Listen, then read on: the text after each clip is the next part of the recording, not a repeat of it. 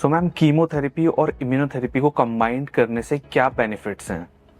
बहुत सारे बेनिफिट्स हैं। सबसे पहले तो ये कि एक इम्यून सिस्टम जो है हमारा प्राइम हो जाता है। जब कीमोथेरेपी अटैक करता है कैंसर सेल्स को, तो जो ट्यूमर सेल्स हैं उनकी डेथ होने लगती है, और जब डेथ होती है तो जो डाइंग ट्यूमर सेल्स हैं ये कुछ सिग्नल्स रिलीज करते हैं, जिससे कि जो इम्यून सेल्स हैं वो इनको पहचानने लगते हैं या वो प्राइम होने लगते हैं। अब जब हम इम्यूनोथेरेपी साइड बाय साइड देते हैं तो हमारा इम्यून सिस्टम ऑलरेडी एक्टिवेटेड है उसको अटैक करने के लिए। तो एक तो प्राइमिंग हो जाती है इम्यून सिस्टम की। दूसरा ये है कि कैंसर सेल्स एक साइलेंट पार्टनरशिप करते हैं हमारे इम्यून सिस्टम के साथ और कहते हैं डोंट अटैक।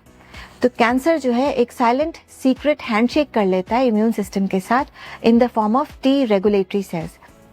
तो जब हम कीमोथेरेपी देते हैं तो ये जो इम्यून सप्रेशन है ये खत्म हो जाता है, क्योंकि वो कैंसर सेल्स जो है वो टी रेगुलेटरी सेल्स को भी बम्बार्ड करते हैं।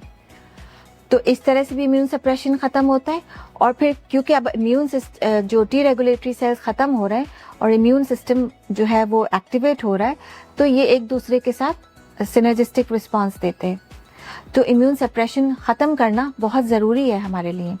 इसके अलावा कीमोथेरेपी जो है वो ट्यूमर बर्डन कम करती है, ट्यूमर लोड कम करती है, जिसको हम साइटो रिडक्शन भी कहते हैं।